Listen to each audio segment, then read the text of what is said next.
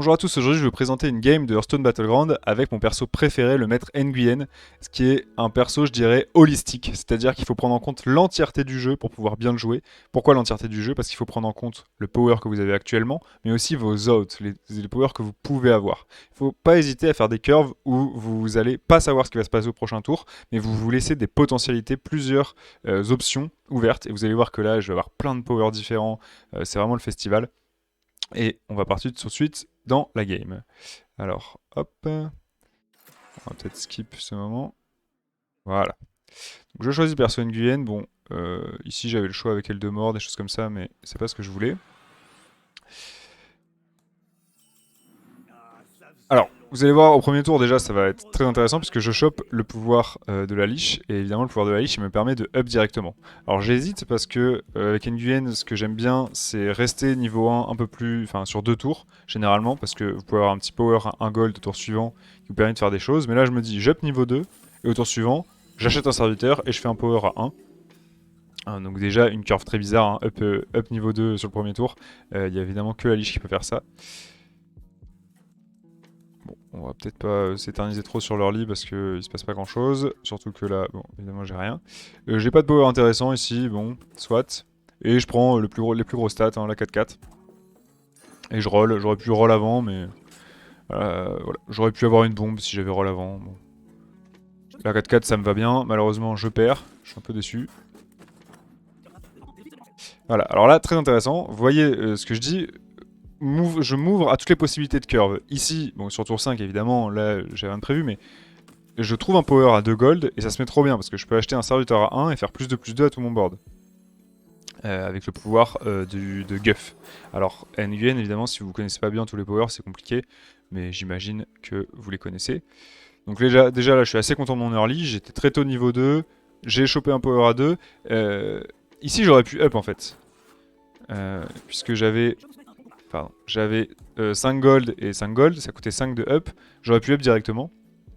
Mais comme j'avais ce bon power, j'ai choisi de le faire et je le fais parce que je sais qu'au tour suivant, je vais avoir un 4+2 qui est une curve que vous voulez pas du tout faire normalement. Avoir up pour 4 et avoir 2 gold flottants, c'est horrible. Mais je me dis, potentiellement, je trouve un power à 1, un power à 2 et je peux peut-être faire un petit up, une curve, et sinon au pire j'achète 2.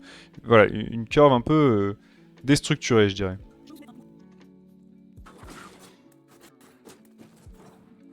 Voilà. Et là, je trouve un power parfait dans ce spot. Je vais pouvoir up et faire le pouvoir de e-charge qui va me permettre de récupérer un niveau 3 pendant le combat. Donc bon, voilà, j'ai skip, mais hop, si on revient. Oula, ça bug à fond ça. Bon, voilà, bref. J'ai up et j'ai fait le power. Bon, lui, il est encore fort, mais heureusement, je lui tue son fender assez tôt. Je le taunt avec une petite emoji et je chope un niveau 3 très intéressant puisque je chope le dragon. Le dragon et le power de Vol'jin qui me permet de booster le dragon tout de suite. Je trouve un petit bras de l'Empire pour booster mon taunt aussi, je suis assez content. Bon, par contre, là, je fais un roll pour essayer de trouver un bon niveau 3, j'en trouve pas. Donc, je vais acheter les chats juste pour l'économie. Et encore une fois, le fait d'acheter les chats, ça me met dans un setup où j'ai un peu de gold pour pouvoir faire soit un power à 1, soit un power à 2, soit un power à 0 à acheter, up, roll, enfin... Je sais dans ma tête, j'essaye de ne pas prévoir une curve précise. Normalement, on aime bien savoir quand même plus ou moins ce qu'on risque de faire au prochain tour. Là, je me laisse des options en fait. J'essaye d'être dans un spot où le plus de power possible vont m'être bénéficiaire, je sais pas, bénéficiable. Si j'avais fait une curve où, on va dire au tour suivant, j'avais pratiquement qu'un seul choix, c'était up. Si je trouve un bon power, bah, je suis obligé de casser ma curve que j'avais prévue, et donc peut-être que mon plan de jeu change, et c'est embêtant. Là, je me laisse un plan de jeu ouvert, quoi. Alors bon, ça se met bien, hein, je chope des bons powers, là j'ai pas une 6-6, je trouve un triple, je trouve le trésor en toc ici, alors j'aurais pu prendre la tempo, mais je choisis de prendre l'écho, qui va me permettre de trouver un petit chat. Donc j'ai un autre double, je peux up, vendre un chat, acheter, et je suis très bien, parce que tour suivant, je peux up 5 et acheter, tripler. Ou faire autre chose, éventuellement, si j'ai un bon power. Mais là, par contre, la curve paraît un peu évidente, hein. Alors lui, il se fait éclater, évidemment, il a pris Nomi. C'est très intéressant ici parce que je me dis, lui, il va pas faire long feu. Je voulais le voir, je vais le mettre à genre 4. Peut-être pas 4, mais un truc comme ça. Je vais le mettre à 11. Et je me dis, lui, il est mort dans un tour, quoi. Hein. Il a Nomi, enfin, il a aucune tempo, il va se faire défoncer. Je trouve le petit pouvoir de la Kir qui va me donner de la tempo sur ce tour où je fais un gros up. Donc ça, c'est super. Je triple. Ok. Et là, je trouve Goldrin. Alors, je trouve Goldrin et Ancêtre. Je vais pas prendre Zap parce que Zap c'est que de la tempo. Ici, je cherche une compo, surtout que je suis haut en point de vie. Je fais un triple 6 tôt, il faut prendre ce qui scale. Goldrin, c'est plutôt faible. Ancêtre, c'est bien, même si j'ai aucun Uran. Donc, c'est ce que je vais prendre. Surtout que Uran, c'est peut-être la race la plus ouverte dans le jeu. C'est-à-dire que vous pouvez faire beaucoup de choses avec Uran. Vous pouvez jouer mixte, vous pouvez jouer Naga. Bon, ici, il n'y a pas de Naga évidemment, mais vous pouvez jouer bouclier divin. Donc c'est un plan de jeu qui me laisse encore beaucoup d'options en fait. Il va falloir juste que je trouve des Uran assez vite quand même parce que sinon je vais pas en profiter. Hop. Oula, oula, oula. Et moi je maîtrise peu le logiciel. Hop, il a pris son petit boost grâce au bras de l'Empire au pouvoir de la Kir, donc ça c'est toujours bien. Voilà. Ok, et ici je trouve la quantité de Galacron, donc ça se met trop bien, je peux aller rechercher un 6. Et encore une fois, là je suis vraiment dans un spot où je touche des powers bien, évidemment, j'ai de la chance, mais aussi je me suis mis dans une configuration où j'ai des options en fait. Je suis déjà niveau 5, j'ai plusieurs races sur le board, j'ai la potentialité de faire plein de choses. Je trouve un très bon Uran. Alors Chargla, c'est pas la meilleure carte niveau 6, et ça reste une bonne carte, dans ce setup en tout cas. Là, je cherchais d'autres Uran quand même. Je trouve le, comment il s'appelle, je sais plus, le truc qui booste l'attaque, le tremble-terre. Et je trouve le Uran bouclier divin, je vends tout pour le prendre tout de suite, comme ça il prend son petit boost avec Chargla. Et là j'ai mes 4 Uran, donc c'est parfait avec lui, il faut 4 Uran, 1, 2, 3, 4. Et en plus dès qu'on va faire un boost là, ça va booster toute l'attaque, lui il booste tout le monde. Alors la synergie est trop forte, hein. Je suis niveau 8, je suis tour 8 et j'ai déjà ça, je suis vraiment très content. Je vais rouler sur le lobby pendant encore quelques tours.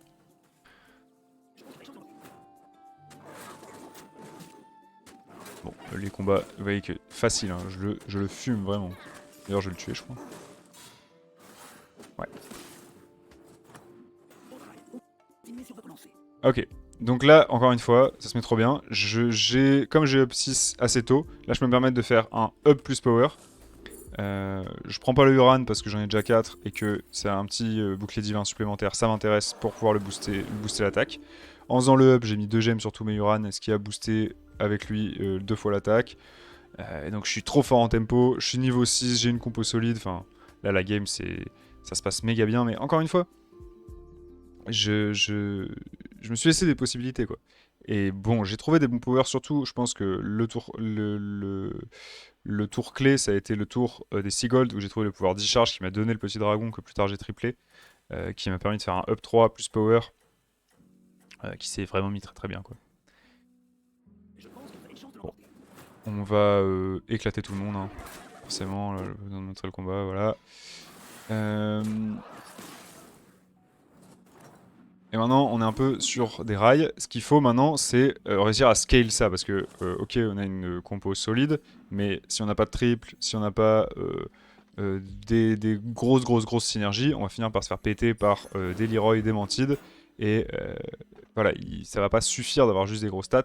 En tout cas, pas avec le scale que j'ai actuellement, il me faut du meilleur scaling. Je trouve les duos dynamiques qui sont trop bien dans cette compo, hein, puisque ici j'ai mon machin là, comment il s'appelle, l'ancien quoi. Je fais un petit échange sur l'élémentaire, je vire le truc qui booste l'attaque, et j'attends un tour avant de poser mon duo dynamique. Ici j'ai peu d'intérêt, enfin je pourrais faire un +3/+3 en le posant en +4/+4, mais je me dis lui il va faire +6/+6 là, je le vendrai au tour suivant. En fait je l'ai acheté en me disant j'ai pas mal de boucliers, je vais peut-être partir sur une compo bouclier si ma compo Uran elle marche pas. Finalement en ayant duo dynamique ça me fait dire je vais pas insister sur les boucliers, je revendrai mon Gressobot. En plus, il se fait défoncer le Gressobot. Et je tue encore un adversaire. Hein. J'ai vraiment fait le ménage dans cette game, je tue tout le monde.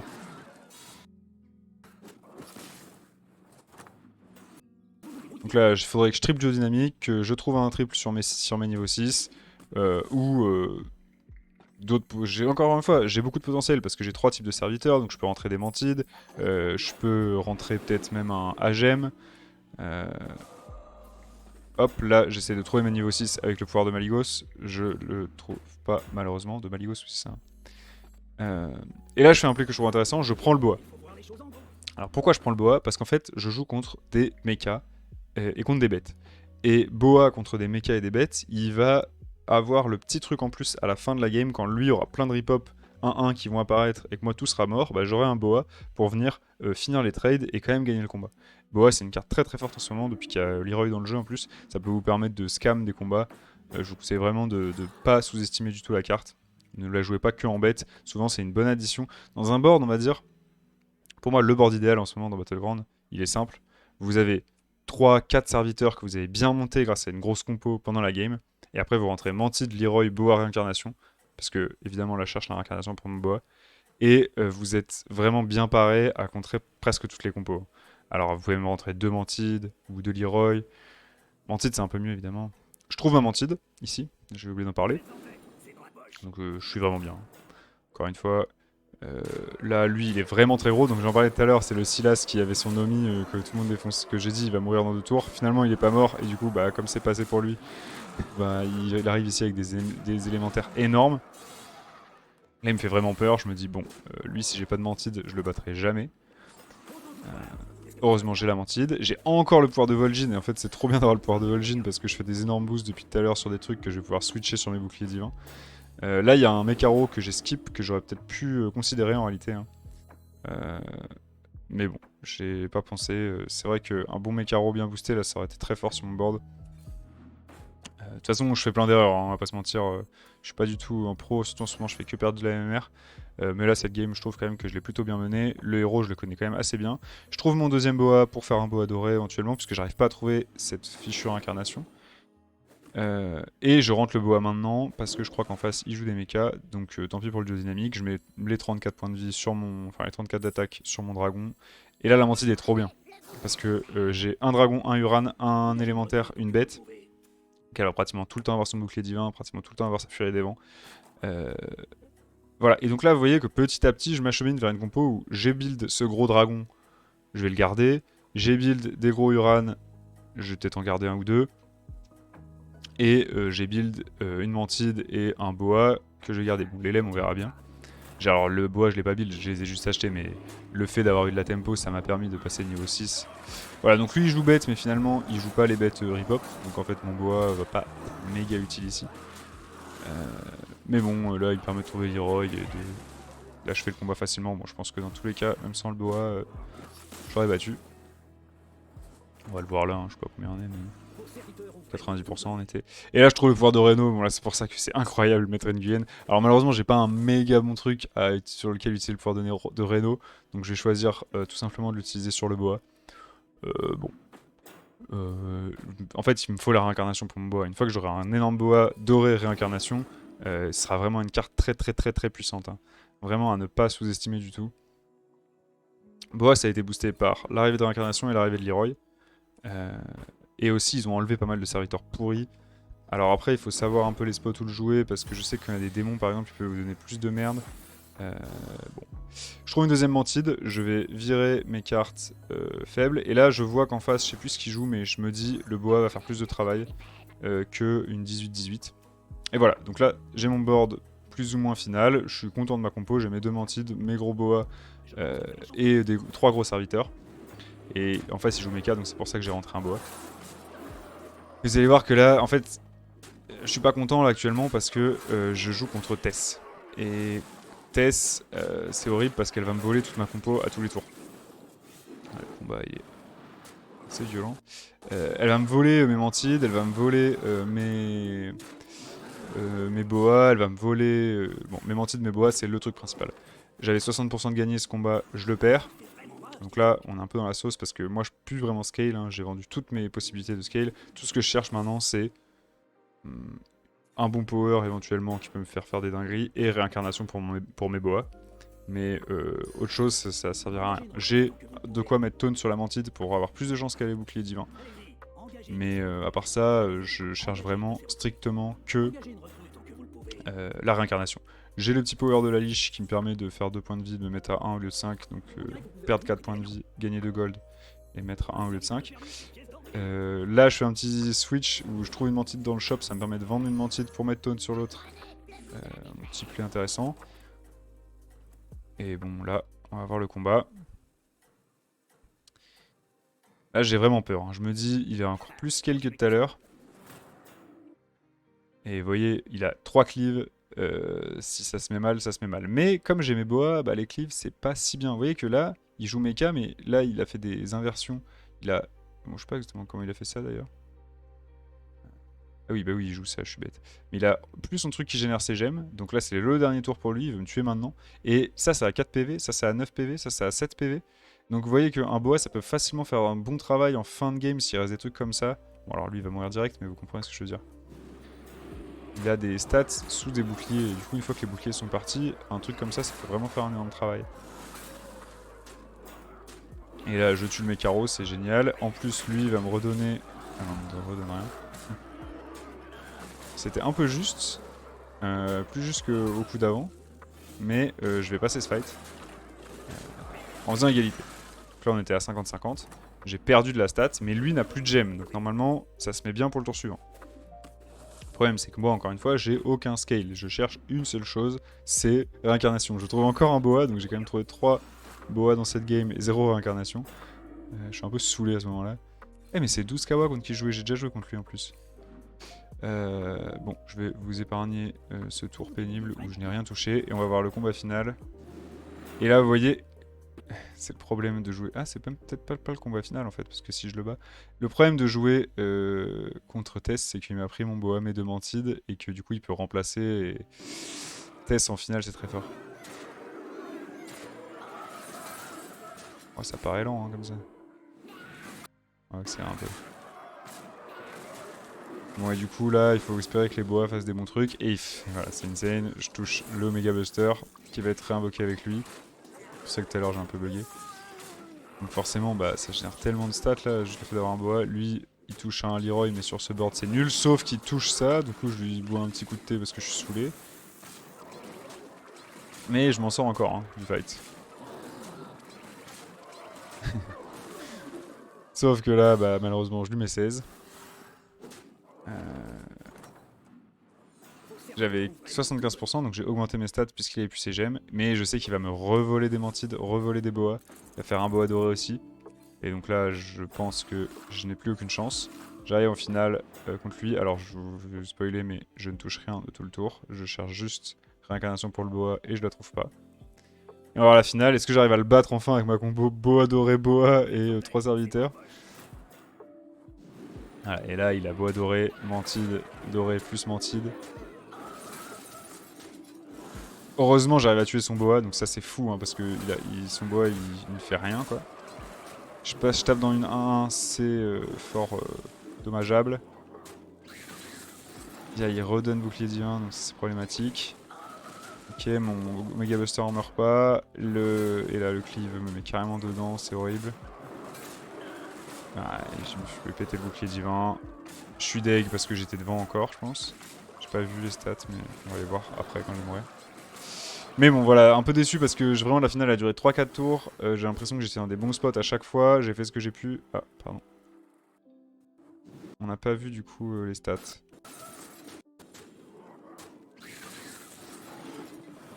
Bon, en gros, j'étais dans une finale où j'aurais clairement pu voir, j'avais plus de chances de gagner que lui. Et j'ai pas trouvé ma incarnation, et j'ai joué contre Tess, donc ça a été assez compliqué. Voilà, on était en 50-50. Donc on a joué 60% qu'on a perdu. On a joué ensuite un 75% qu'on a gagné. Et un coup on a fait égalité, donc on a perdu, fait égalité, gagné et perdu. Et à chaque fois on était sur un truc de genre 50-50, voire plus pour nous, à notre avantage à chaque fois quoi. Mais bon, c'est ça le jeu, hein, c'est Battlegrounds. Voilà, donc en tout cas, bon, Nguyen c'est un perso hyper agréable, il y a tellement de possibilités avec le héros, le power il vous donne une flexibilité de fou. Et voilà, ce truc de se mettre dans des spots assez généralistes, c'est surtout en early que ça s'applique, hein, mais assez flexible pour pouvoir s'ouvrir à des opportunités, je trouve ça hyper intéressant. Bon courage pour vos games, n'hésitez pas à me laisser un petit commentaire pour me dire ce que vous en pensez. A plus.